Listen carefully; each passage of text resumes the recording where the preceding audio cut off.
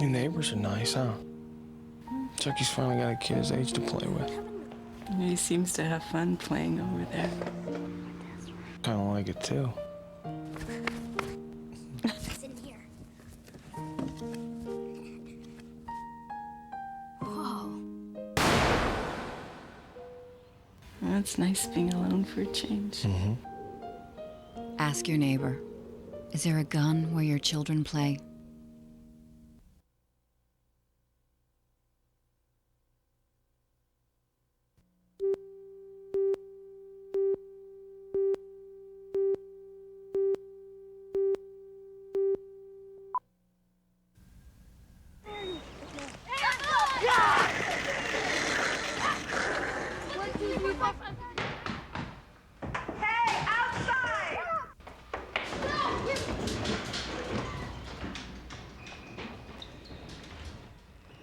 Okay, we're coming in.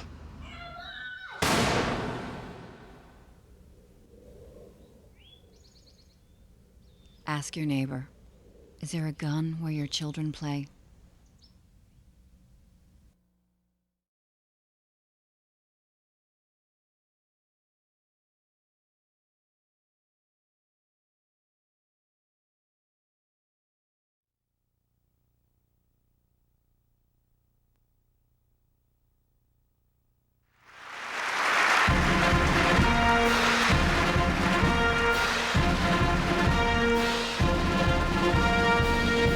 Ladies and gentlemen, the President of the United States, accompanied by Secretary of Education Richard Riley and President of NAESP Yvonne Allen.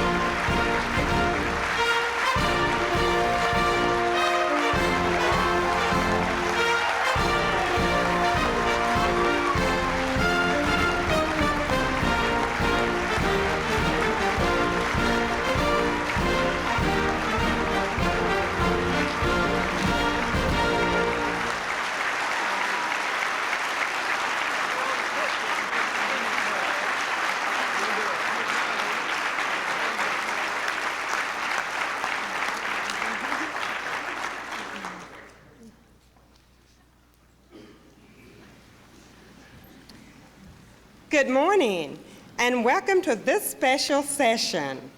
NAESP leaders, please join me in extending a warm welcome to our distinguished guests.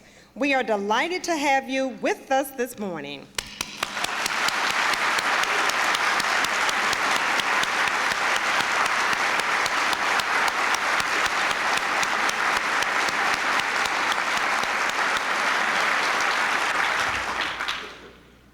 Mr. President, the National Association of Elementary School Principals strongly endorses your call to action for America's children and their education.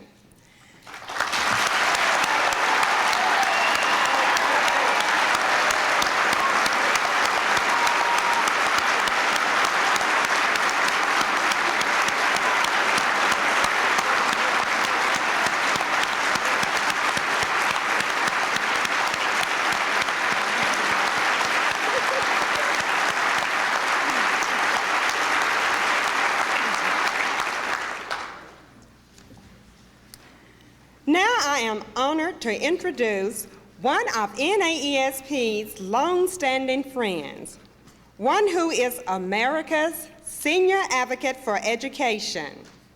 The Honorable Richard Wilson Riley is an honor graduate of Furman University. After service as a Navy officer, he received his law degree from the University of South Carolina. He later served in the South Carolina House and Senate, and in 1978 was elected governor. Because of his superb leadership during his first term, the citizens of South Carolina amended their constitution so he could run again and serve a second term. During his 2 terms in office, Governor Riley initiated education reforms that, according to a Rand Corporation study, were the most comprehensive and successful in the nation. When President Clinton nominated him for U.S. Secretary of Education, Governor Riley was confirmed unanimously by the U.S. Senate. At the national level, Secretary Riley is a strong partner working with the President to initiate, implement, and sustain education reform. Since 1993, 6 major initiatives have been signed into law, ranging from standards for safety at the elementary level to a revision of the college loan program that has saved billions of taxpayer dollars. Secretary Riley uses his office as a bully pulpit to advance education as a national priority. He encourages parents to get involved in their children's education while challenging all Americans to invest in our nation's future by investing in our children.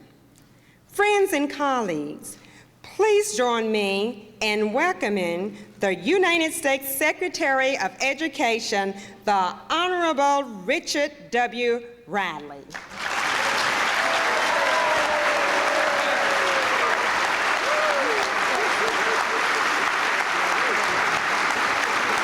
Thank you so much. Thank you kindly. Thank you. Thank you so much.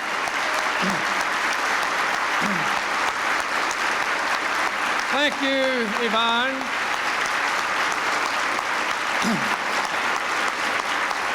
I thank you all so very much. And Yvonne, thank you for that special introduction.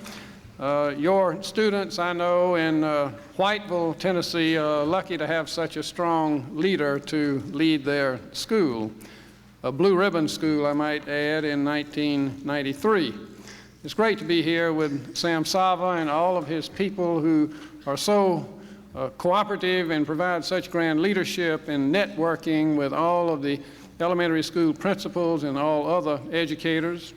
It's a thrill to come together with so many of you educators who are dedicated, the people from our biggest cities and the smallest hamlets, who are doing really the hard work of preparing our children for the 21st century. In my travels as secretary, I have met thousands of educators in America's schools, people who are everyday heroes and heroines who have been an inspiration for me in this position. And I want to thank you for your commitment, each and every one of you, your commitment to this very noble profession. President Clinton led a ceremony at the White House last month that I think really goes to the heart of what's happening in America's schools. The President announced the latest results from the 3rd International Math and Science Study, as we all know as TIMSS, the largest international study of student achievement ever conducted. TIMSS measures the math and science performance, as you know, of 4th, 8th, and 12th graders from around the world, sort of an education Olympics, really. The 8th graders, while they were only about average, a real source of concern, among 4th graders from 26 nations, these are your students in elementary school, the news of the U.S. is very, very encouraging. Our 4th graders scored above average in both math and science, the first time any group of American students scored above average in both subjects in an international test. In science, we finished with a statistical tie for 2nd with Japan and 4 other nations. Only one nation, Korea, outperformed our students. In math, students in 7 nations did better than ours, but we outperformed students in 12 nations, well above the average students in this country. This sort of improvement doesn't come easy, but our fourth graders show that we are indeed rising to the challenge. And we have a ways to go, and we're clearly moving in the right direction. Those findings that I just referred to, and all of you are familiar with, validate what I've seen in my travels. The nation's elementary schools are leading the charge for higher expectations, higher standards, better teaching. And that performance is due to the hard work of all of you. These results show that we can do better. And I'll tell you, we must do better. In this age of global marketplace, we need to know whether our children know what their peers from around the corner or around the world know also. That's why it's so important to develop voluntary, challenging national tests, reading in the 4th grade and math in the 8th. The tests will give parents and teachers and principals, superintendents, school boards, the chance to know if their students have mastered the basics, reading and math in these very critical transitional periods. President Clinton will talk more about these tests and bring us an exciting announcement regarding the tests in just a moment. And I just want to say that I don't know why anyone would deny or want to deny a parent or a teacher of this vital information when our technological age has made math a critically important part of every child's education, and when reading well by 4th grade is key to learning. Every one of us know that. Everybody in this country knows that. And I think this is information that parents and teachers and all of us are entitled to have. And now it's my great pleasure to bring to you one of the nation's leading urban educators. He hails from El Paso, Texas, a Sun Belt district facing the growth and diversity challenges that confront big city school districts across this nation. He's meeting those challenges with great success, just like a lot of the people I've talked to today, like all of you are facing up to these challenges. This is an example of a leader who is meeting these challenges head on, and it's my pleasure to bring to you Superintendent Stan Paz. Stan?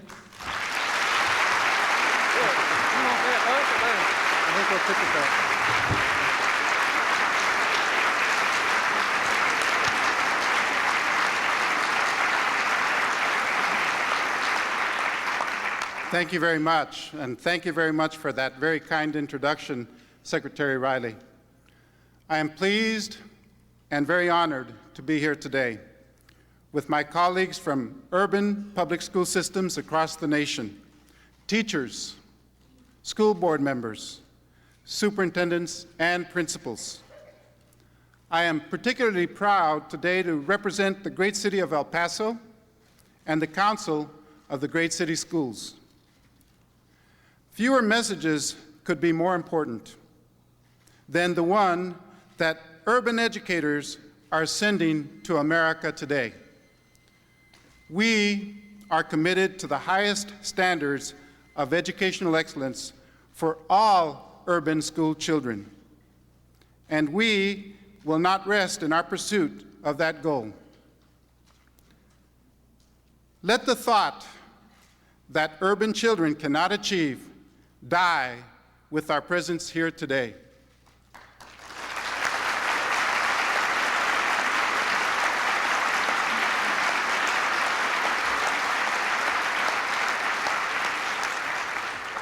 We, Great City Schools, see a future that celebrates our children, expects their best, appreciates their diversity, invests in their well-being, and welcomes their participation in the American dream. The nation's urban public schools are where that vision becomes tangible and those ideals are put to the test. We are America's treasure chest of races, languages, religions, and cultures. The education of our children faces no greater challenge than in our cities. We need the investment of the nation, parents, business, the federal government, states, and communities. We cannot do this job alone. When we succeed, America wins. It's my great privilege to introduce a man who believes this vision, who shares our hopes. No U.S. president has earned his stripes as the education president more than him.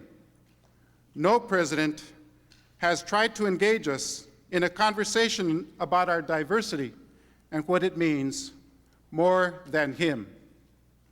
No president expects more of our children and more of our nation. Ladies and gentlemen, that president, Mr. Bill Clinton.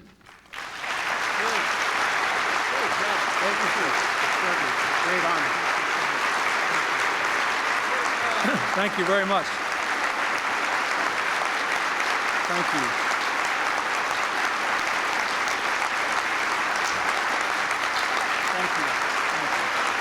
Thank you. Thank you. Thank you very much. Thank you. Thank you. Thank you. Thank you.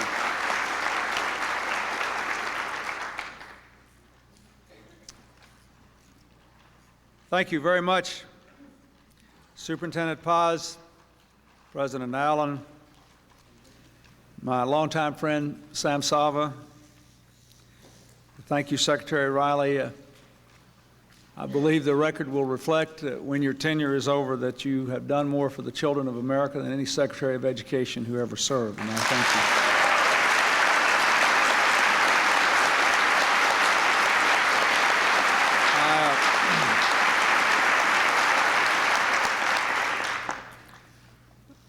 I want to say we are joined today by a number of other distinguished education leaders, other superintendents from cities around our country, along with Bob Chase, the president of the NEA, Sandra Feldman, the president of the AFT, Michael Casserly, the executive director of the Council of Great City Schools, and Ann Bryant, the executive director of the National School Board Association, and my good friend Mayor Beverly O'Neill from Long Beach, California, and a lot of superintendents are here. I thank you for joining the elementary school principals and for your support for better education for our children. I want to begin by thanking the elementary principals for what they do for America's children. Like every parent, I remember very well the first time I sent my child off to school, putting her in the hands of a principal I did not know, but whom I came to know and like very well. Every year, hundreds of thousands of children arrive on your doorstep, entrusted to you by their parents, and every year you prove their trust is well placed. When I was the governor of Arkansas, I had the opportunity to co-chair a national task force on school leadership for the Education Commission of the states. And we found about a decade ago what you have always known, that when it comes to the quality of education in the school, it is the principal who makes all the difference.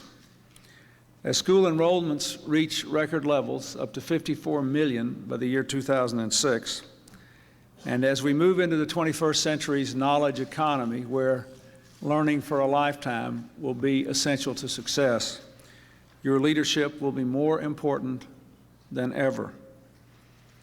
And your ability to inspire people and to make them believe that we can achieve educational excellence will be more important than ever. Beginning with our nation's elementary schools, we have to demand excellence from every school, every teacher, every student. We have to repair and rebuild our schools. We have to make sure they take advantage of the newest technologies. We have to make sure that they are safe and drug-free. We have to make sure that we are supporting promising reforms like charter schools and other initiatives underway in many of your districts. But I believe the single most important thing we can do to give our children world-class education is to insist on high national standards so that we make sure that we've done everything we can to see that every single child learns what he or she knows to succeed in the exciting world of the 21st century. For too long, we've been unwilling to insist on that as a nation, perhaps for fear that some of our children could not reach those standards, perhaps out of a misguided notion that such standards would lead to too much federal government involvement or too much loss of local control. I believe a lot of Americans have always feared that children from disadvantaged backgrounds and struggling communities just might not be able to hold their own. I believe that too many Americans have thought that with so much diversity and poverty and family difficulties among our young students, American children would simply always lag behind other countries that had more homogeneous, less disruptive cultures and perhaps longer school years.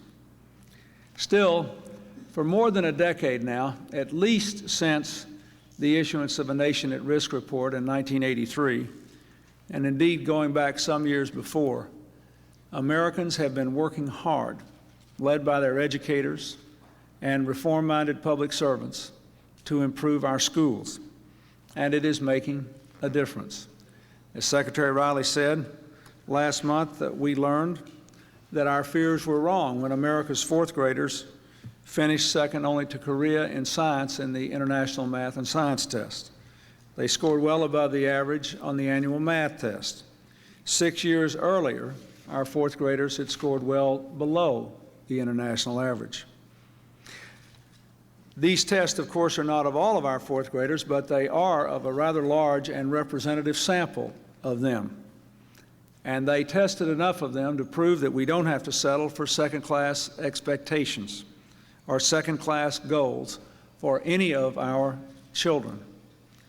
They also show, frankly, that by the time our students reach the 8th grade, the high test scores drop back below the international average.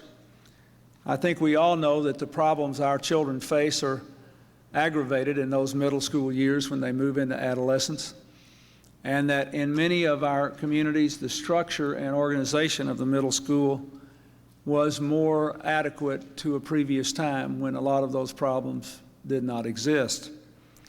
Nonetheless, the fourth grade tests prove, number one, that you're doing a good job, and number two, that our kids can do it. And that is, after all, the most important thing. Therefore, I believe it is imperative now to take action and to begin the movement to high national standards for all of our children. When we don't expect or encourage our children to learn, we indirectly encourage them to fail.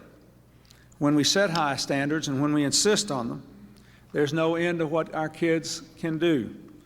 You see that every day. You know that better than anyone. In my State of the Union address, I challenged every state and every school to adopt high national standards, and by 1999, to actually test all our fourth graders in reading and all our 8th graders in math to make sure the standards are being met. Not federal standards, but national ones.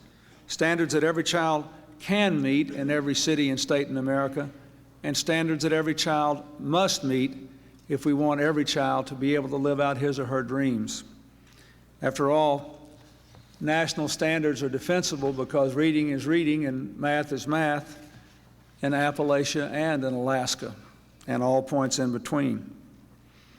Since I issued that call, education leaders, our governors, or both, in 7 states, California, North Carolina, Maryland, Massachusetts, Michigan, Kentucky, and West Virginia, along with our Department of Defense schools all over the world, have announced their support for national standards and their desire to participate in the testing program as soon as it becomes available in 1999. Today, I am pleased to make an announcement that would have been literally unthinkable just a couple of years ago.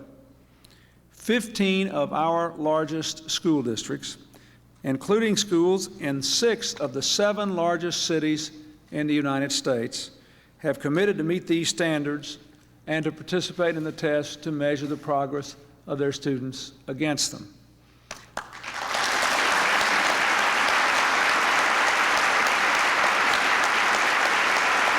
Now,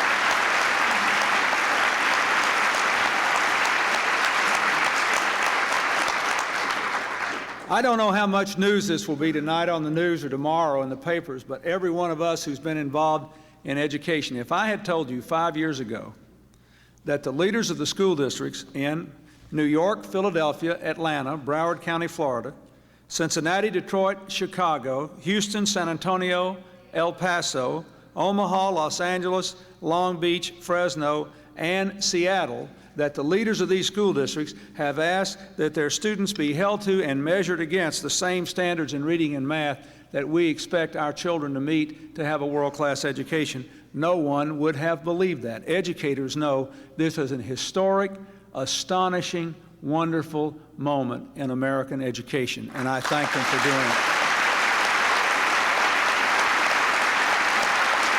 it.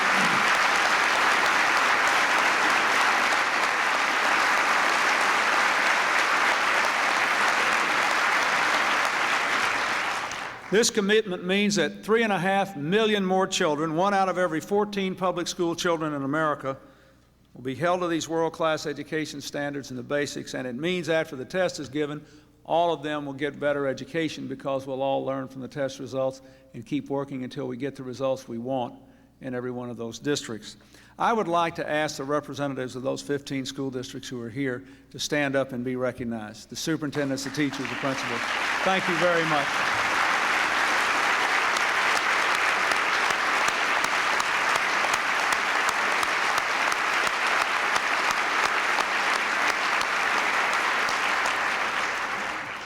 And let me say, the Secretary of Education and I are about to leave to go out to Las Vegas to meet with the governors.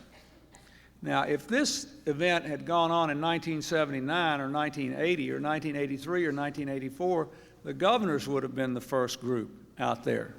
And they've been dragging their feet, and don't you believe for a moment that Dick Riley and I aren't going to tell them what we saw at the Elementary School Principals Convention. Thank you.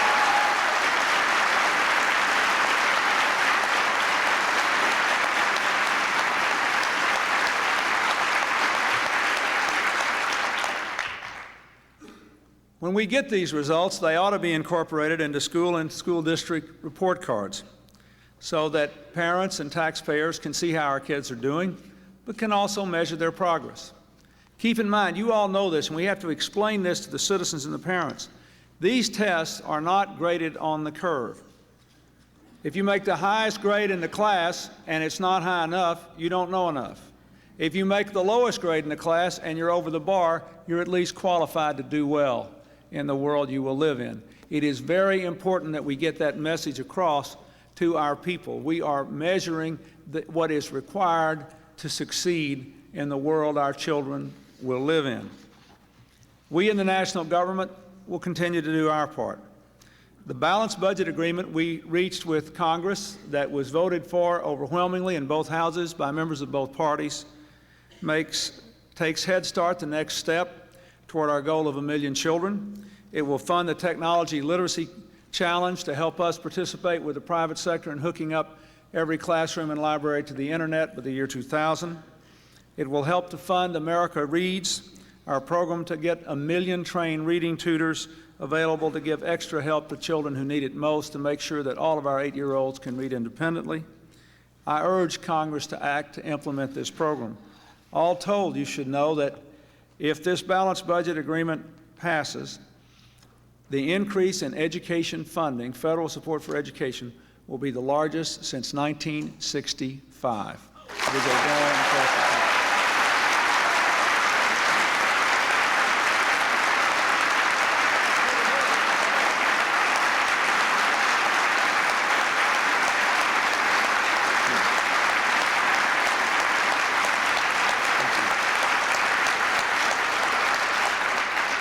I also want to emphasize that we know that one of the challenges, especially that a lot of our big city schools will face, is a looming teacher shortage.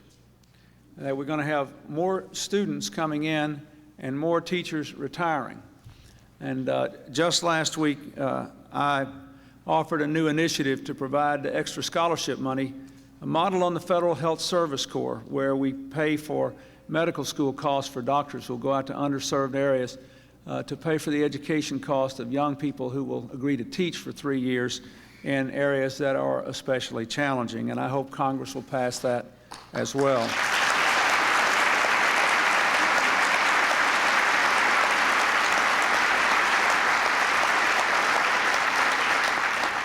Finally, let me mention in regard to the budget that in addition to the support for education from Head Start through high school graduation, this budget takes another huge step toward opening the doors of college education to all Americans.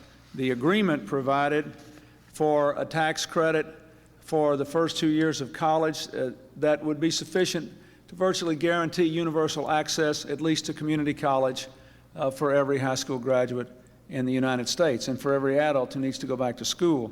In addition, it provides tax relief for the 3rd and 4th years of college and for graduate school.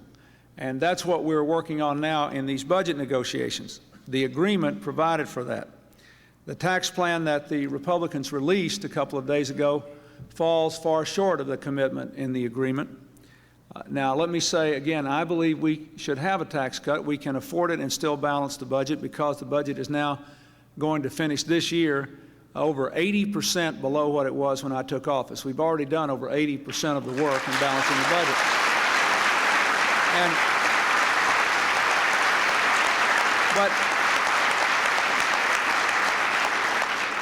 But the tax cut has to, first of all, put middle-class families who need the relief most at the heart of its objectives. It should help families to pay for all 4 years of college and for graduate education. It should help working people get training throughout a lifetime. It should help middle-class parents to raise their children. And equally important, it should keep us within the limits of balancing this budget and keeping it balanced and not having it explode in the out years. We have been handicapped severely for years and years and years because we went on a binge of deficit spending in the early 80s that we couldn't break. Now we have done it. You see the results in our economy. When we have fiscal discipline, you have lower interest rates, you have more investment, you have a growing economy, and it's required us to show some restraint here over the last few years, but it's also helped to swell the coffers of state and local governments, which fund our schools primarily, because we have a healthy economy. So all of this has to be observed. I have to tell you that even though there are differences which are clearly and publicly stated between the White House and the Republican leaders, and to some extent also clearly stated between the Democrats in Congress and others, I think we're going to get this agreement. The negotiators are working even as we speak. And I think we all know that this is a remarkable moment in American history, and we have an obligation to balance the budget for the first time since 1969, to keep this economic growth going, and to do it in a way that gives us the biggest investment in education in over 30 years, and I might add also the biggest investment in expanding health coverage to our children since 1965. And this is important.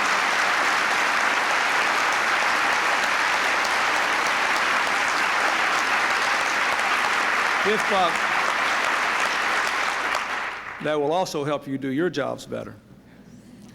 And I want to emphasize that if we pass college benefit provisions as contemplated by the budget agreement, it will be the biggest increase in access to college, federally supported access to college, since the GI Bill passed in 1945. This is a very good agreement. A very good agreement.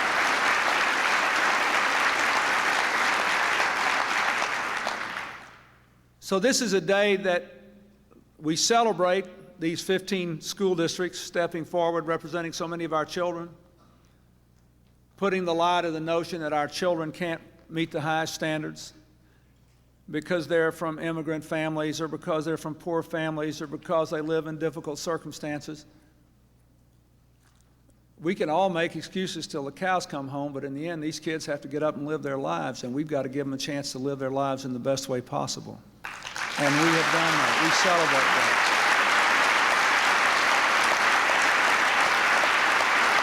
And We celebrate that. We live in the expectation of a successful conclusion of these budget negotiations.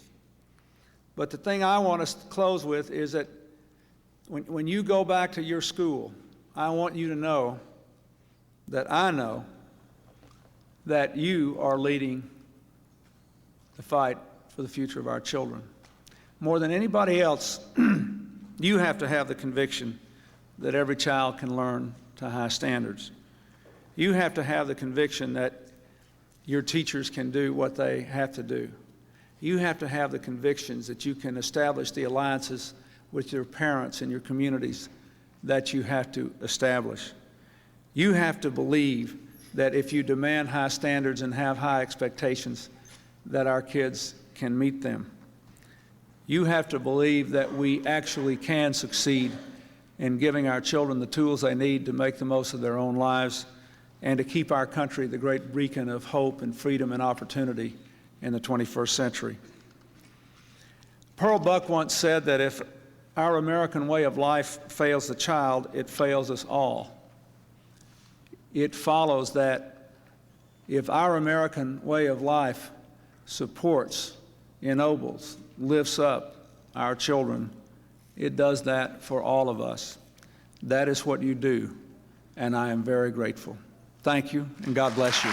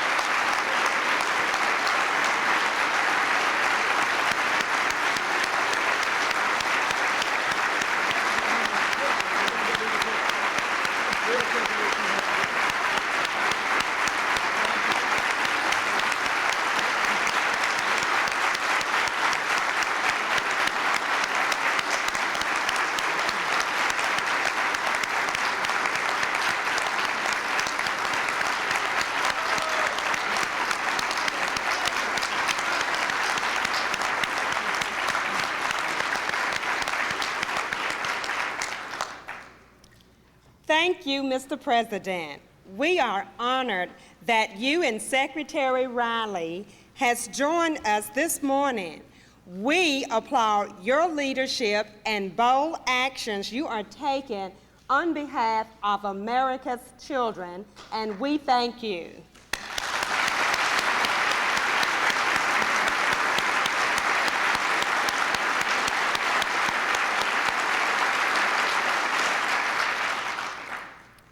At this time, Mr. President, I would like to call upon NAESP's Executive Director, Dr. Sam Sava, who will make a special presentation to you on behalf of elementary and middle school principals in this nation. Dr. Sava.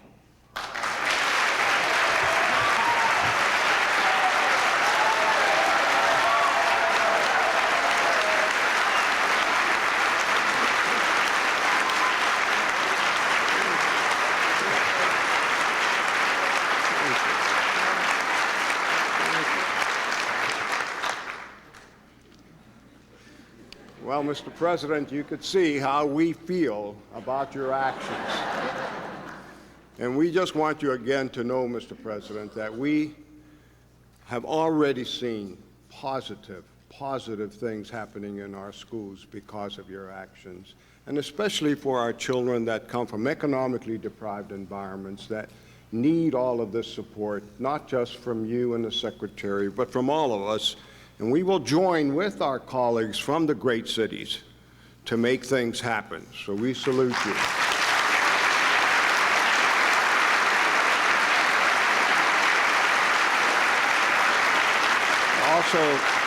Also, Mr. President, we want to applaud you and the First Lady for the initiatives that you've taken on child health care. And we support that goal where you're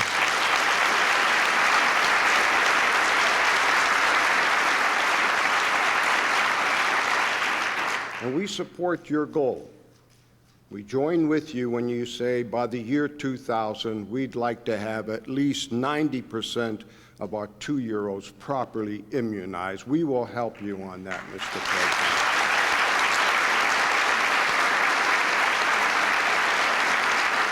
We also applaud your wisdom, Mr. President, in appointing the outstanding Richard Riley as United States Secretary of Education.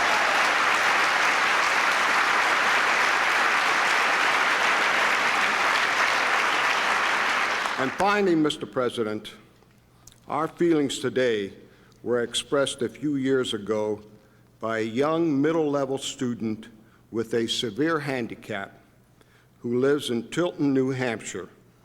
His name is Michael Morrison, and I know that you know that young man.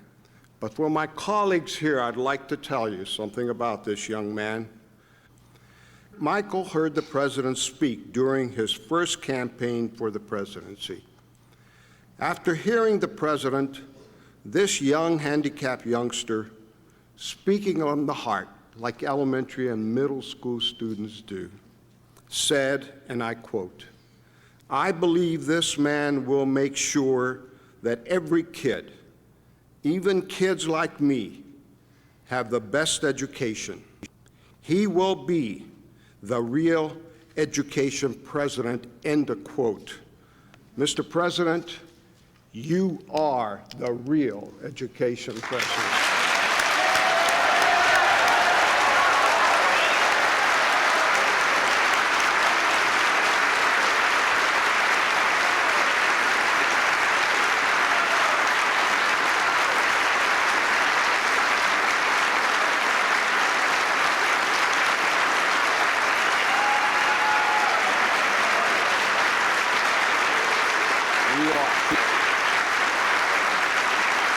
And on behalf of our elementary and middle schools, Mr. President, you would honor us if you would accept this bell and join us as a national distinguished principal.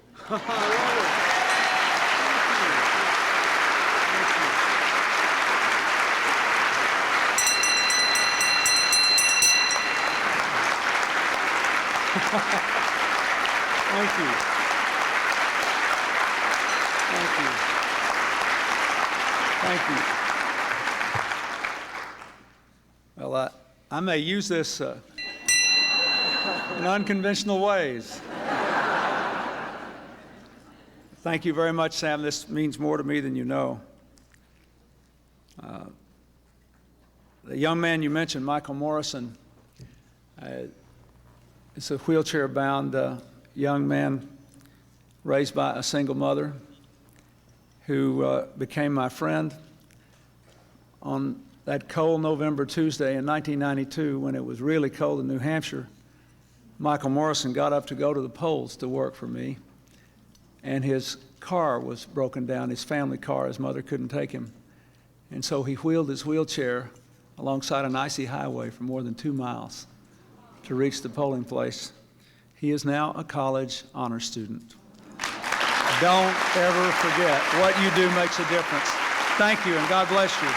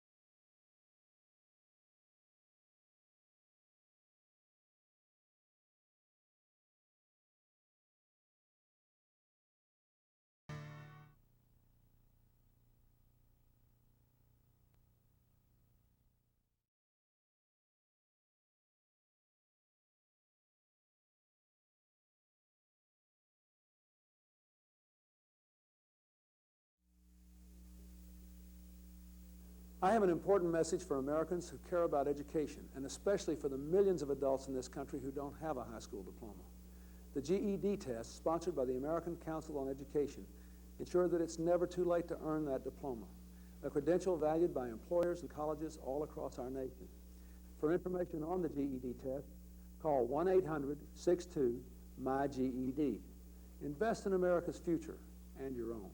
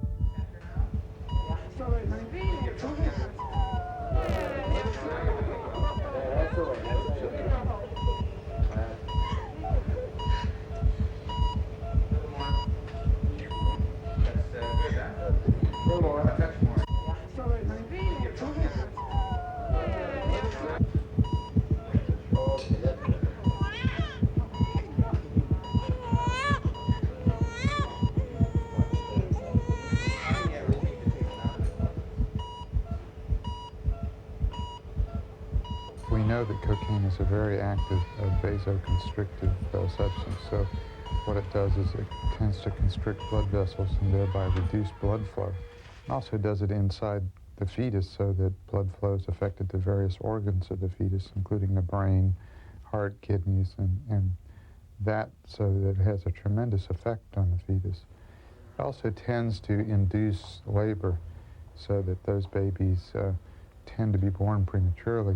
In fact, it's not unusual that a mom who uses cocaine may try and induce labor in herself by taking a large dose of cocaine. We get them, though, because they're premature. They come in with the respiratory problems. Their lungs aren't mature, so they can't breathe. We get them because they're thermal regulation. They have temperature problems. They don't have enough fat on their bodies. They're the real slim, they're skinny babies. There's no fat on their bodies, so they can't regulate their temperature. We get them because their gut is immature. Their intestines, stomach, they're immature. They cannot feed. So we have to give them IV fluids or parental fluids, or they're too small to do the suck and swallow, so we may have to feed them by tube. We get them because their nervous system is immature. They may be real jittery. So there's a variety of reasons why they come in.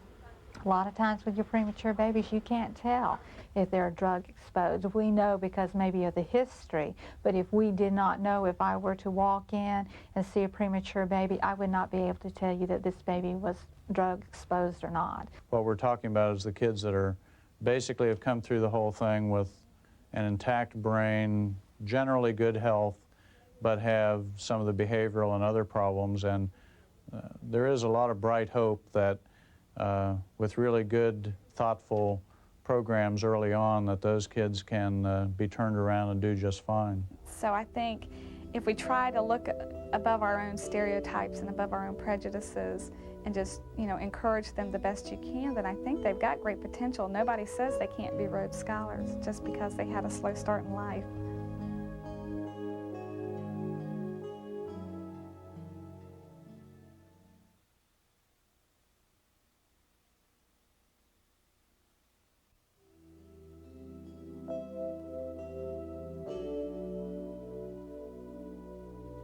While the drugs have been filtered out of her body, the effect of the newborn's first environment may linger for a lifetime. As she leaves the healing forces of the hospital, this young life faces the challenges of a second environment, the home. Traditionally, the home has been a place of security and love, with all eyes on the newest member of the family. Unfortunately, this is often not the case with a substance-exposed baby. Substance abuse undermines the normal patterns of interaction and alters conventional priorities. This exposes the child to an unstable, chaotic environment which will dramatically influence the child's development. However, a setting characterized by structure, consistency, and warmth can go a long way toward reducing the difficulties associated with prenatal exposure to drugs. I think that it's a constellation of factors that we should look at with these children. And the first, of course, is just how basically strong the child is genetically. Some children are going to be strong individuals. They're going to be health-wise strong, and that's the way they're made. Then the prenatal period, and what happened? Did mother get services? Was her environment fairly stable? Was the child involved in anything else except that, you know, the drugs? And then after the child is born, a tremendously important environment enters. This child has really 3 places that it can go. It can go to a foster care or group home setting that at this point in the United States I think is very overworked. It can go home with a mother who may or may not be using drugs, but certainly was using drugs. Or it can go into an institutional or maybe even a family, you know, grandmother. And this grandmother is already, or family is already dealing with the fact that one of their children used drugs during pregnancy. We hope that we'll be able to do the same kind of interventions with the caretaker, whoever they are, if it's a grandmother, that we would have done with the biological mother. The problems they identify with foster parents are similar. Foster parent may have had many foster children and now all of a sudden has a foster child who has a little bit different need and responds differently than any other child in need that they have taken into their home before. And so the foster parents too need special information, special education on what works and what doesn't work with these children. They require a lot more attention, a lot more love and care and understanding than what my kids did when they were little. It's just they're insecure. They have episodes of screaming, and they're more aggressive, more irritable. The least little thing can set them off into a screaming episode. Many substance-exposed children go home with their natural parent. The arrival of a baby is difficult for any new mother, especially if she has a history of drug addiction. The challenges of caring for her baby are compounded by the additional needs of a substance-exposed newborn. What it's like for me, it's scary. I was really scared at first. Scared that I would use again and wouldn't be able to be there for. Scared that I can't do it, that I can't be a mom, that I'm not ready for it. I think that all mothers love their babies, whether they're addicted to drugs or not. They can form a close attachment. I think the problem is that the environment that these children are raised in can definitely make it very difficult for the child to have the types of role models that would be beneficial to the child. I haven't ever seen a mother who didn't love her child. It's just her drug addiction that causes her to put her energies elsewhere other than into appropriate parenting for her child. I prostituted, but I never would come out and say, you know, I'll do this for this. I'd just say, come to my house or meet me here. And they knew, you know, they did it to people night and day. And I'd get high, not for very long. And then when it was gone, I'd go back to the desperately seeking some other way to get more. And it was an endless circle like that all the time. And the more I prostituted, the more dope I had to do to be able to live with myself for doing that, because that is a nightmare. My kids miss my love and that attention and the caring and stuff. And I know they love me, but I wouldn't give it back to them because that drug wouldn't let me. I love that drug and then love my children. Parents who are chemically dependent often center their lives around drugs. Even if they want to quit, they often can't and face tremendous guilt about their addiction. When I was in my using stage, my main focus was getting high. That was it. I wouldn't have time to be a mom. Sometimes today when I think, because I have cravings and things now to get high, I just look at her and I try to picture where would she be? What would if she was in her bed crying and I'm in here smoking crack. What, you know, how could I do that? Because I can't. It's totally impossible for me to do. I can't have both. I can't have crack and I can't have her. I'm going to lose her if I do smoke again. Now, with a baby that is likely to have health problems, be difficult and demanding, and often less responsive and emotionally rewarding, parents find it difficult to bond with and meet their child's needs. These are babies who don't make eye contact very well. They're easily overstimulated. And when they're overstimulated, they have two responses. Either they respond into frantic crying, almost rage, or they shut down. They go to sleep. It's like tuning out the world. These are babies who don't like to be handled. They don't cuddle well. These aren't the babies that curl up next to your chin and feel really good. They're babies that are hard to handle. The two smallest babies,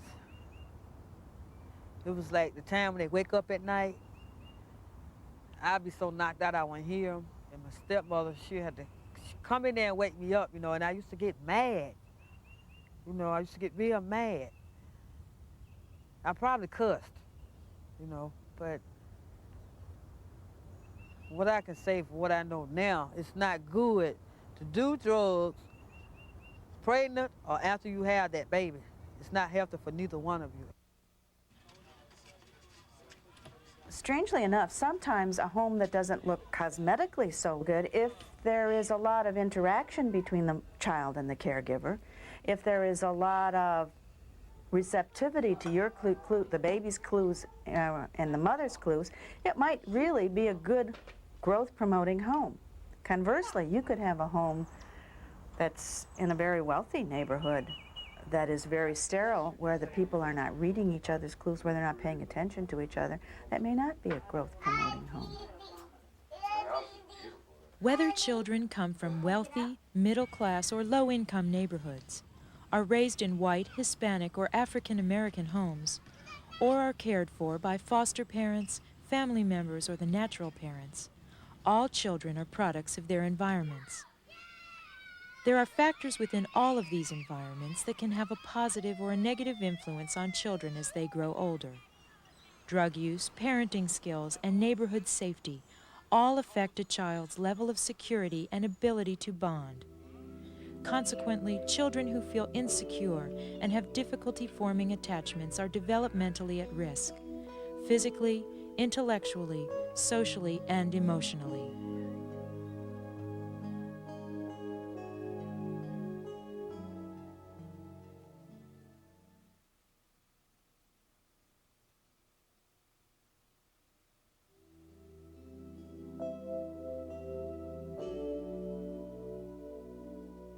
As children walk into a classroom for the first time, many carry the baggage of a chaotic beginning. It is easier to accept a child's behavior if you say, well, that child's had 3 placements. It's never really had a good, secure attachment with a parent. Well, no wonder he can't sit still in his classroom. I think once we understand the history of a child, the social-emotional history of a child, we are a bit more forgiving of their behavior, and we can work better with the behavior. To prepare for these students, schools should examine their current structure, climate, and resources. Take a look around, see if there are other teachers that are experiencing similar concerns. If so, again, pulling together as a team, looking at what the school's problems are in terms of reaching at-risk students, what particular plans have already been in place, what's working, what isn't, and going from there in terms of developing new programs or more effective programs. Making a serious commitment to intervention will include everyone on staff, starting with the principal. Here at Rowley, we have a child study team or an intervention team, and it consists of our school social worker, a school psychologist, our referral coordinator for exceptional student education programs, teachers, our speech therapists, our guidance counselor, administrators are on it, and we also pull in additional help when we feel a need to. Each week we meet and we discuss children, not only substance exposed children, but all children, because we have found that the characteristics of substance exposed children are very similar to exceptional students, and we're trying to make sure that we clearly distinguish the two. The exceptional ed technology is very powerful when it's used in regular education classrooms. The problem is that regular educators, it's not in their literature. By drawing on the resources and talents of a multidisciplinary team, educators can make their schools more responsive to the needs of substance-exposed children. I think some of the things that we have found is environmentally to make your room a very, very safe and organized place for the child. I think that a teacher that's very, very organized, that involves themselves with very structured routines and rituals, will find that this population works best in that classroom. I also think that high respect for children's space to lower the number of people that are walking in and out of your classroom, you know, to avoid it until that child can feel secure. To keep your classroom, if you're going to make major moves in your classroom, make sure the children are involved so they don't come into a strange environment. If you're going to be out, make sure they're involved in that decision that you're not going to be there, so that they know what the next thing that's going to happen to them is. They're very comfortable with the next decision. I think that's the most important in this population because they are so disorganized. We're not sure if that disorganization comes from central nervous system damage, the withdrawal period when they were very, very young and babies were learning to organize themselves in infancy and they were going through withdrawal, or the environment that happened later being so chaotic. But we do know that when the child feels very stable and secure in the classroom, that we have a much more comfortable child. Also, I think the areas in our classrooms need to be very, very clear as to the function. We do have art areas and dramatic play areas and block areas, but we do need to make these very, very clear, and I think that helps reduce verbal commands so that you'll have less inappropriate behavior. You'll have less directions for the children. It's very clear to them what goes on in this area of the room. Classroom rules, expectations, and consequences should be posted and their meanings understood by the students. I have a lot of very high expectations. I have a very quiet classroom. I think that an environment where people are, where expectations aren't set can add more chaos. So in my particular classroom, you will see a fairly high degree of expectations. Consistent scheduling of the day's events adds much-needed stability for substance-exposed children. Routines and rituals have to be so ingrained in these children. They have to understand that we will be there, that this follows that, and follows that. In the beginning of the year, I don't expect children to tell time, but I do know that if I repeat over and over again that after breakfast we have circle, after circle we have playtime, after playtime we have music, they expect that sequence to move. If playtime is shortened a great deal, they don't seem to be very upset, as long as I move to music next.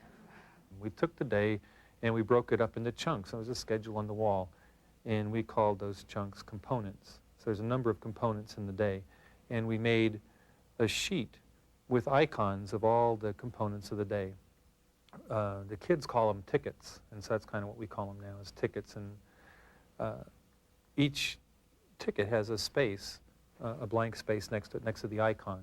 And at the beginning of the day, we give the kids their tickets, and we discuss what's going to happen during the day. If there's going to be an alteration in the routine, then that's written in on the ticket. So the kid knows what's going to happen to them during the day. And that has had a dramatic impact in helping them to delay reinforcement, to understand where they are in the routine. And it looks now like it's a lifeline that When there's an alteration in the routine, they become visibly upset. At the beginning of the day, when the teacher says, our routine is going to be the same today, the kids will cheer. They'll break out in applause because they know that that day everything's going to go the way they expect it to go. So I think transitions are generally hard for young children. We found that we need to use physical and or verbal cues with the children. If it's cleanup time, time to go to music, we might give them a 10-minute warning, then a 5-minute warning, then a 3-minute warning, and little by little the child hopefully will be able to organize himself, also will be able to predict what comes next in the day. Okay, a few more crayons. There's our timer, so everybody should be putting your work up now. Thank you. This is a challenge for teachers because teachers are trained primarily to be educators. However, with the children of today, many of us are having to be social workers, mothers, fathers, nurses, and we're trying to take on a variety of roles. And I think what the teacher needs to do, a few things. First of all, work with the family, get a good history of the child, find out from former teachers what that child's experience has been at school. And then if the teacher feels that further intervention is needed, use the resources available within the school. Some children might need additional help with speech and language. Some children might need some resource help. In some cases, the teacher might want to work closely with the social worker or the school psychologist and try to develop as good a team as possible within the school setting. I think knowledge goes a long way in terms of helping teachers get ready to settle their classrooms, to be stable environments, to meet the needs of all children. Once they have that knowledge, I would add in-service training. I'd also encourage teachers to become more proactive in working with families and making sure that they understand the children and also get into a problem-solving mode with the parents so that they can work together on helping children. Good, very Play is a good. normal instrumental part of development. Through play, children learn to understand themselves, their relationship to others, and their place in the world. A chaotic background often steals important opportunities for children to benefit from organized play. These missed opportunities may make it difficult for children to understand the rules of a game or why they have to take turns. They may also have trouble organizing individual play activities, appearing confused and unable to focus on what they're doing. By supporting and encouraging play, teachers can open an important new world for many substance-exposed children. A world which will help them learn new skills and develop stronger friendships with their classmates.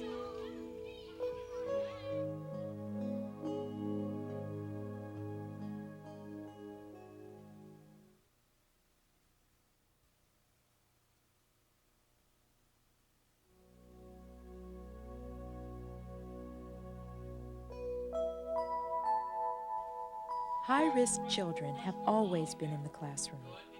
Over the years, educators have identified the behaviors of these students and developed effective intervention strategies. By drawing on these experiences, learning new information, and using the resources in the school and district, educators can be successful in teaching all high-risk children, especially those that have been exposed to alcohol and other drugs. Like all high-risk students, substance-exposed children will exhibit a diverse range of behaviors.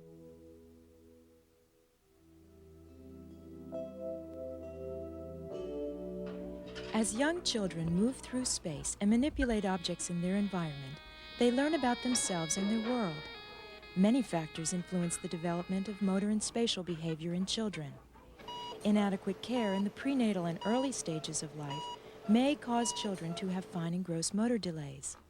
Young children exposed to drugs prenatally or environmentally are particularly at risk, since they are often understimulated and not supported in the development of motor and spatial skills.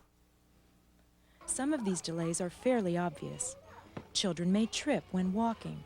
They may have trouble judging distances, which can result in moving too close or too far away from an object so that they seem a little clumsy. They may have trouble grasping objects like a crayon or a toy. They may have difficulty manipulating materials, like the piece of a puzzle or a carton of milk. These are the children in gross motor that you would call clumsy, or adaptive PE calls clumsy. They, if you're holding their hand, they walk into you. Ever walked with a child that does that? Just walks into you, trips over their own feet, walks into walls. I mean, they're not grossly, you know, they don't have that ORT classification. There's not cerebral palsy there. But they just don't have a very good idea of where they are in space. Many children seem uncoordinated at one time or another. Even adults sometimes feel as if they have two left feet. The difference is that compared to their classmates, children exposed to alcohol and other drugs are likely to be delayed in developing their motor and spatial skills. Teachers and caregivers can help these students to catch up by reminding them of physical obstacles in their environment and by helping children judge how near or far away they are from objects or boundaries. By physically guiding children through the specific steps of an activity, teachers can help their students develop better body control. Songs, games, manipulative exercises, tactile activities, and special equipment are all tools which teachers can use to enhance the motor and spatial development of substance-exposed children. Very good. 4 + 2 = 6. Good. Go on. You're doing a good job.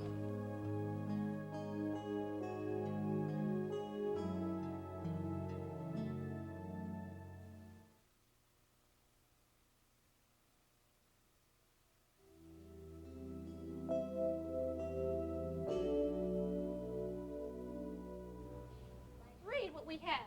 Read it for me.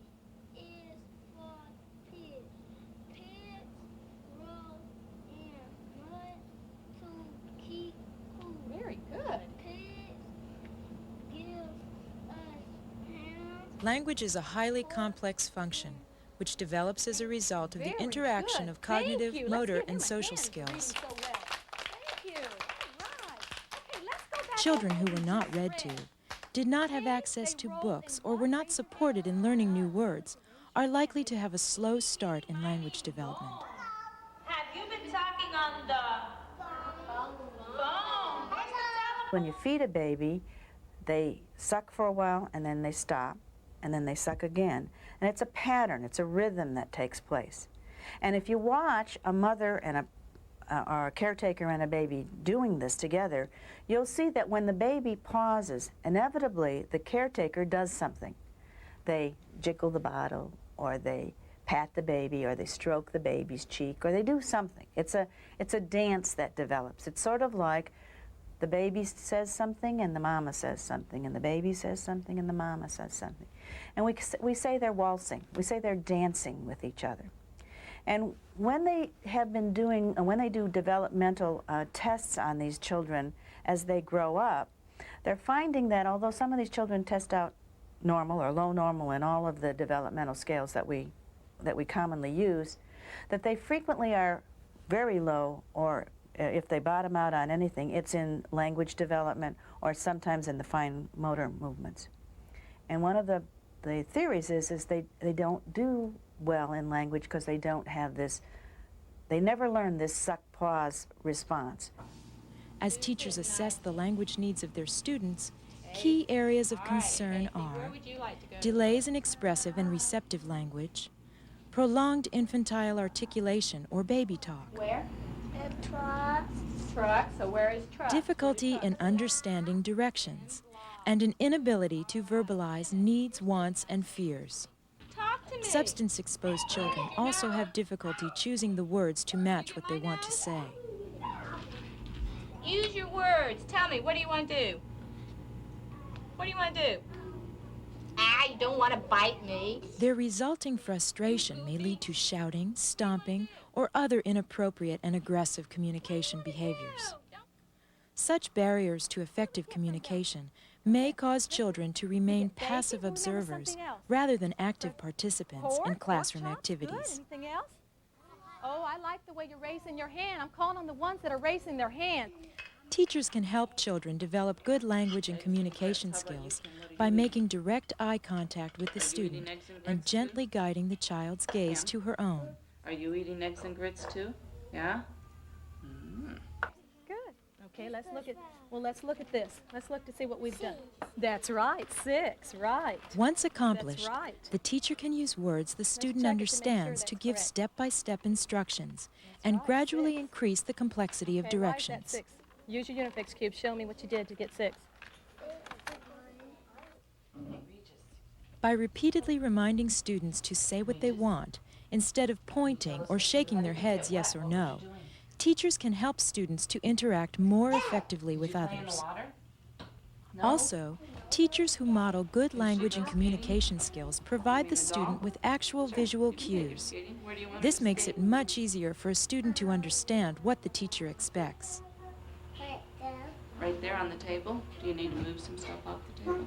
You can do that. Recognizing that appropriate and inappropriate behavior often results from unmet needs, it is important to plan and implement strategies which encourage children to appropriately express needs, wants, and fears. Last, and perhaps most important, the teacher should always take time to listen to the student. This way, she can praise the child's efforts to use good language skills. Because much of language development rests on students feeling confident, it is often best to ignore the small mistakes students make while speaking. Okay, well, you can keep it.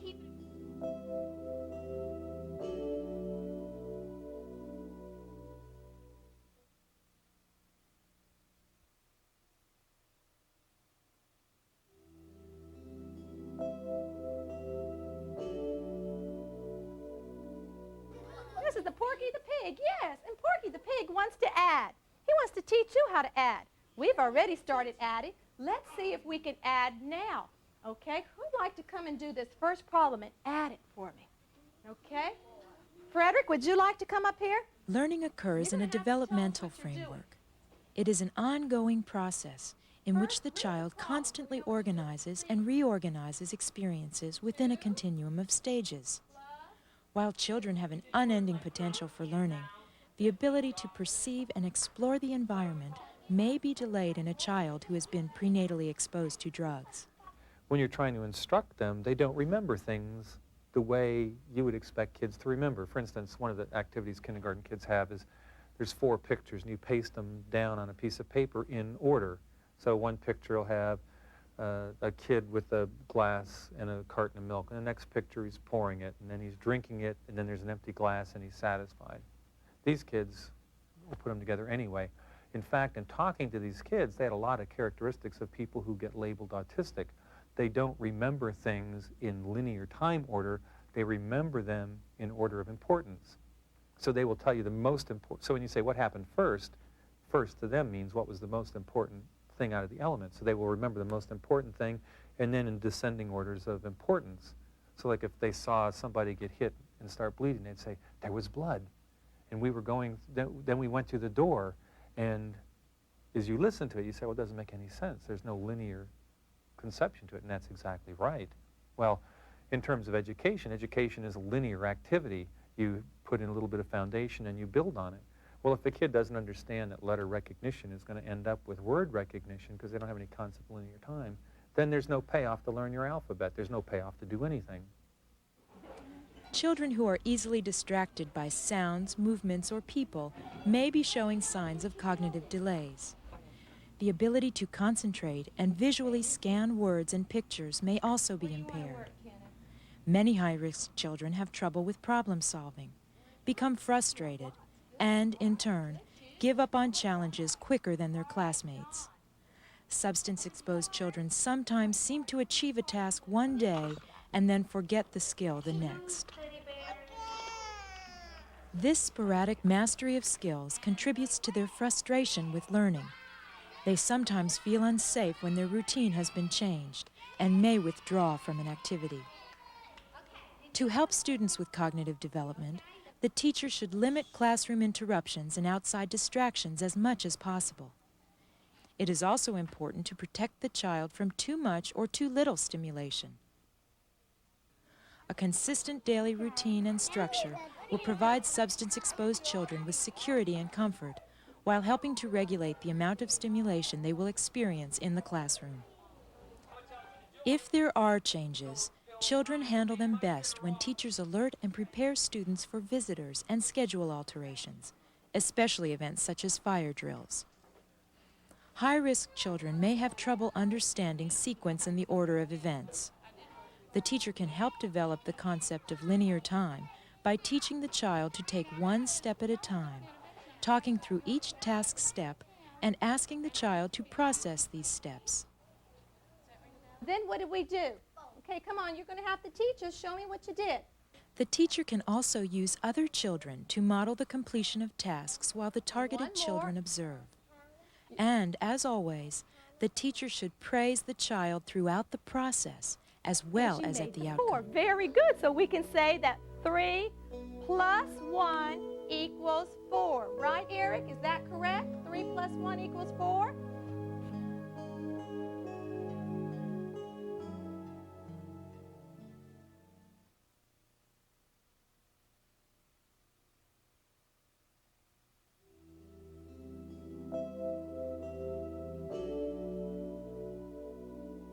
You scared? Mm-hmm. Yeah, how come? What's scaring you? What is it you're scared of? I woke up and my mommy. You're just kind of nervous being in here? Is it different for you? Do you trust me? You think I'll take care of you? The early years of life are critical for social and emotional development. During this time, a secure and dependable environment fosters self-confidence and trusting relationships with the child's adult caregivers. But an inconsistent environment that is insensitive to a child's needs, such as a home where drugs are the primary focus, stimulates fear and suspicion. These feelings can manifest themselves behaviorally in the classroom. Biting other kids, injuries that required medical attention from our nurse. We had a kindergarten kid suspended for aggression towards another kid. I'd never had seen kindergarten kids suspended for that. We had kids who'd pick up chairs and throw them at the other kids, try and stab them with scissors.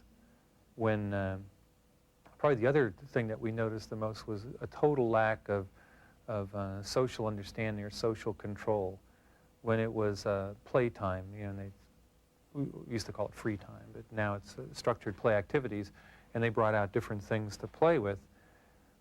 If it was my truck and you dared to touch my truck, you would eat my truck. I mean, they would become physically protective of whatever item they were playing with. Many children who have been prenatally exposed to drugs have had a chaotic beginning, have been in multiple placements, have had multiple caregivers. So we really need to look at that in understanding the child, and we very often see the results of that in behaviors. We see children who have difficulty relating to adults. We see children who are very clingy, who need constant holding, and especially at the preschool level. And I think that one thing that we find is that when we try to meet those needs, that then the child will be better able to cope and to move beyond that stage. Some children may engage in indiscriminate attachment to unfamiliar adults. While this may seem like a friendly gesture, it is often the result of a lack of bonding in their early lives. Oh, hello. We refer to it as indiscriminate attachment, which we see more often than children that are withdrawn. The indiscriminate attachment is at age 3 or 4. Developmentally, children should be at a point where they look to a familiar figure to get approval to go to a non-familiar figure. So if they're with mother, they look up to mother. She says, yes, this is someone I know, this is someone you can go to, and the child then may move toward that person. More than likely, they'll still stay pretty close to mom. Same in a classroom. If you go into a classroom with 3-year-olds, they huddle all behind the teacher when a stranger comes into the room, and look to the teacher in a way to say, I'm waiting for your approval so I can move toward this. The teacher then will say, oh, this is the principal, and she's come to visit us. Let's all say hello. Our children, as a rule, if a stranger walks into the room, if we aren't careful about it, they'll just run up. They may call the person mommy. They may say to them, are you here to see me? Hold my hand. If the person sits down at, say, our music, they'll crawl right up into their lap. And at first, it's viewed as how friendly they are. And I think people enjoy children that are that friendly. But when you see it consistently, you realize that that child has no one that they turn to for security. So we work very hard in the classroom, going back to the original problem of no attachment, of attaching to a teacher or attaching to the assistant, bonding with someone so that they will feel that that person has given them safety, to check with that person. And I think without that, this is a population with the indiscriminate attachment that we're going to have real problems later on, because they're always going to be looking for someone for that security. And I think in adolescence that gives us some real problems. Expressing emotions is difficult for anyone, especially if they've had a chaotic start in life. Substance-exposed children may have poor inner control, losing their tempers more easily and more often than their classmates. These outbursts often contribute to conflicts with other children and undermine their ability to build friendships. Their peer relationships also suffer because they have trouble empathizing with other children. Let's get close. I have to find it. Come on. Let's get close again. High-risk children may also have trouble in their relationships with adults. While most children use adults for comfort and approval, substance-exposed children may not look to their teachers for recognition or even respond to verbal praise. This may result in ignoring or challenging routine, simple instructions and not understanding the meaning of a stern look or other nonverbal cues. The teacher may find it helpful to move close and look directly at the child while explaining exactly what her look, body language, or gesture means. The teacher should also take advantage of opportunities to develop a nurturing relationship, using facial expressions and touch. It is also helpful for the teacher to center activities around the child and make sure the child has his or her own space. To help students understand and control their emotions, the teacher can use manipulatives such as books, stories, dolls, pictures, and games. Also, by helping students identify and describe their own emotions, students may begin to build empathy for others. How did you feel when your mom would come home high? Unhappy and sad? The teacher should also enforce consistent limits of behavior and respond to infractions with predictability and regularity, while talking the child through the consequences of his or her actions. Exaggerated behavior patterns are often the way children cope with stressful and overwhelming situations.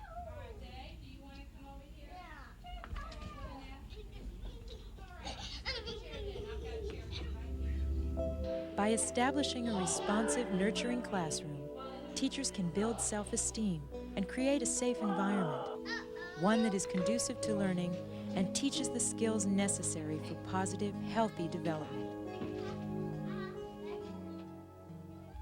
There is no typical profile of a high-risk child who has been prenatally or environmentally exposed to drugs. Each must be seen and respected as an individual with particular strengths and vulnerabilities. The sources of a child's behavior must be understood for teachers to develop specific interventions geared to the individual child. Rather than labeling children as crack or cocaine babies, educators should view these children as individuals, each with their own unique characteristics. These traits develop from the medical impact of their mother's drug use, their different home and community environments, and the positive and negative experiences of their young lives. The specific behaviors and interventions discussed in this video should be viewed as separate pieces of a puzzle. These behaviors and interventions have been highlighted and separated for learning's sake only. Now it is up to each educator to fit these pieces back together and create the whole picture of a very special child.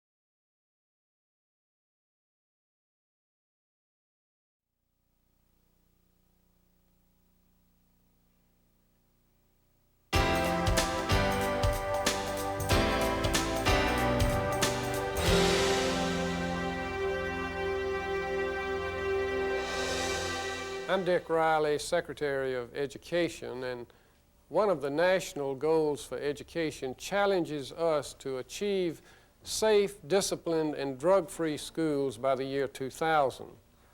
To do this, we at the Education Department want to do all that we can to assist you in eliminating alcohol, tobacco, and other drug use among our young people. We believe that innovative, art-centered activities give children an opportunity to express themselves in an open, creative, and personal way. So let me encourage you to think about ways that the arts can be used effectively in your classrooms to teach drug prevention. But most of all, let me thank you for the difference that you're making in the lives of our young people.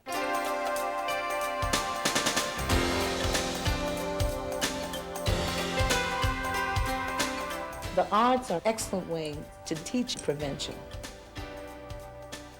Not just the visual arts, but theater, song, dance. Say no to drugs! Say no to drugs! If you're a math teacher, the children will take over, and they will pull you in. That's looking at stuff the wrong way. So all you gotta do is say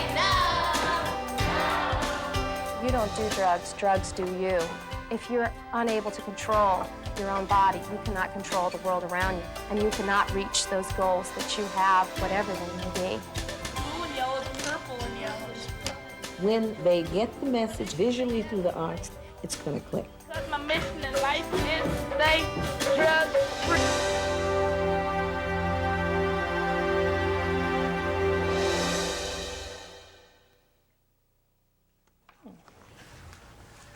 This video and its handbook illustrate how you, as middle school teachers, can use the arts to enhance the effectiveness of your alcohol, tobacco, and other drug use prevention curriculum.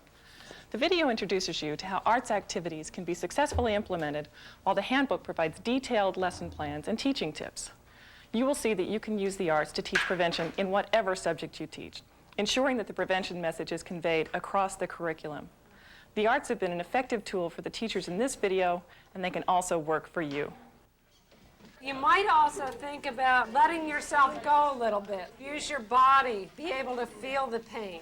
The children fare better by getting up, by doing, by moving, by experiencing, by seeing, by hearing. Multisensory approach.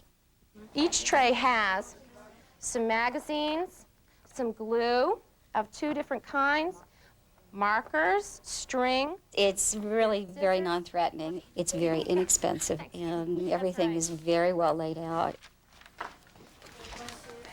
All right. Excellent. Look at this. Very colorful. These are all very good role models. I'm not artistic at all. I did the drawing myself, and the kids laughed. I laughed right along with them. I told them I agreed with them. I am not an artist by no means, but that also gave the other kids who couldn't draw, well, hey, she's not afraid, she's not inhibited, why should I be? Use your imagination on those. Marijuana is illegal. Is alcohol illegal? Is it illegal for you? Yes. Excellent. Very good. Very good. We wanted to have the message of telling people how important it is to eat breakfast, lunch, and dinner. It's almost as much what you put into your body as what you don't put into your body. This can be very preventative, and when the students are making the pictures, it's definitely relevant because the students know the exact type of pressures that they're up against. Mine's a scale. We've got pears and oranges and eggs and carrots and grapes. And then here's all the bad food like jelly beans and, well, I try to eat a lot of jelly beans and lollipops. We started with row, row, row your boat. Don't do drugs on the corner of our street. Alcohol, tobacco, and other drugs don't make sense to me. So we sang that. We rapped it. Don't do drugs. And we started there, and then we moved on. Putting that stuff to the side, you can really make yourself satisfied. What is rap music doing? What is its purpose? You can really help yourself do the right thing. Basically, it like tells a story. Sometimes it gives a message, sometimes they're good, and sometimes they're bad. You just have to know which ones you should listen to. What are you trying to say? What is your message? If you take drugs, then it would change your whole lifestyle, and you would do things that you would never think about doing before.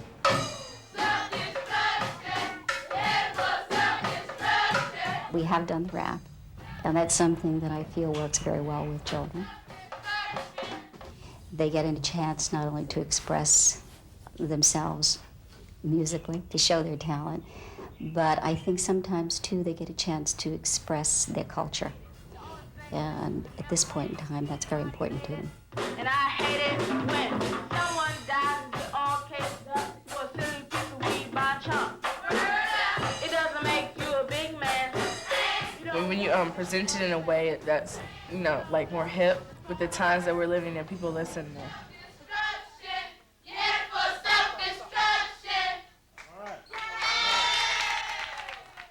We're going to get started, and we're going to do something today that's called Battle of the Stories. So, who's going to have the best story? Yay! All right. The title of our story is Problems. The setting is in a small community. The main character is Terry Linden. She was a person who always seemed like she believed in herself. A friend she was to everyone. You could always trust her. She seemed open-minded and intelligent. But these days, it seemed different. Different in the way of Rosa was worried. She knew about her dad's drug problem, but she was afraid to tell anyone. Slick the Fox was never heard from again. 6 months later, John comes out of the hospital and starts his new life talking to kids about the importance of not using drugs. Pee-wee is also honored for catching Slick because of what he did to his friend. Everything is back to normal with the exception of a lot less danger, crime, and drugs. Arts are important for all children, for the talented, gifted, and for the low achiever, and for the average child. Everyone has a chance to express themselves in some way.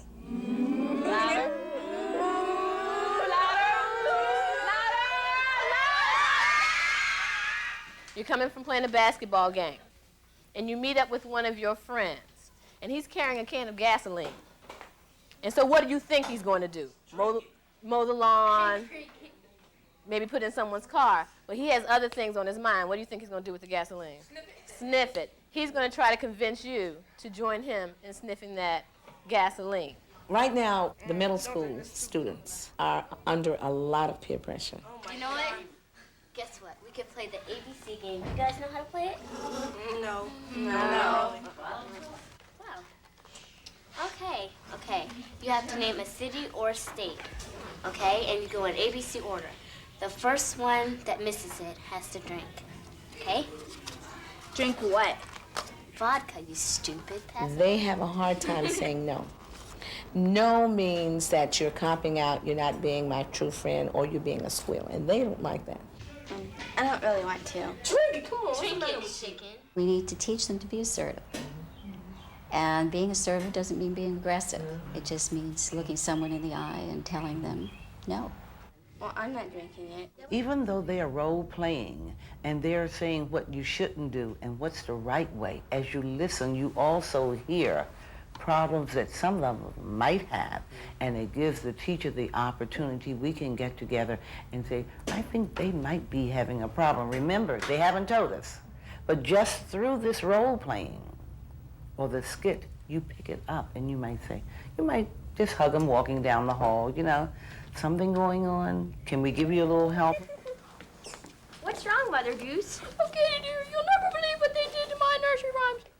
Some kids are very, very creative. They can make up a play within 15 minutes and have assigned parts to everybody and come up with a background drop, what they want to do, all the props and everything they need. Oh dear, Mother Goose, that's terrible. You think that's bad? It gets worse. Listen to Jack and Jill. Jack and Jill went up the hill to fetch an ounce of crack. Jack fell down and broke his back, and Jill had a heart attack. I hope you won't take drugs and have these mean things happen to you. The inner circle is going to the right. Now the circle is going to the left. Ready? Go. You can say a lot through dance. Any sort of dance can be a message. We performed a circle dance. They were dancing to simulate parts of their body. This is my brain functioning normally. My friend said it was cool to take drugs, so I did, and I flipped.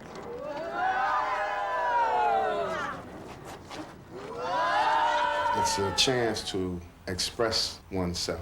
Even the shy ones A lot of times they want to be heard, you know, and they may not know how to express it, but through the art form, they can express themselves.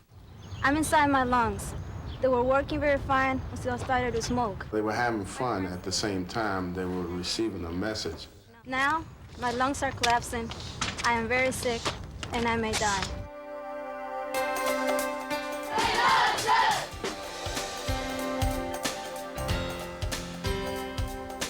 So how did you feel expressing yourself during this dance?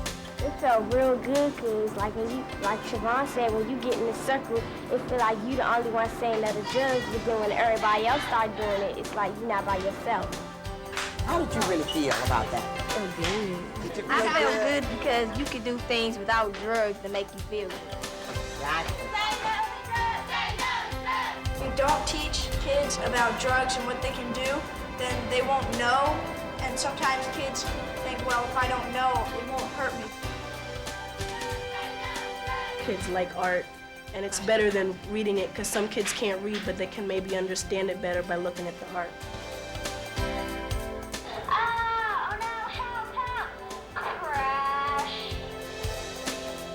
This is better for me because it's better if you make it. You have a better feeling than if you're just watching it. A lot of people, they pay attention to art. It's a better way to say don't do it than just saying don't do it.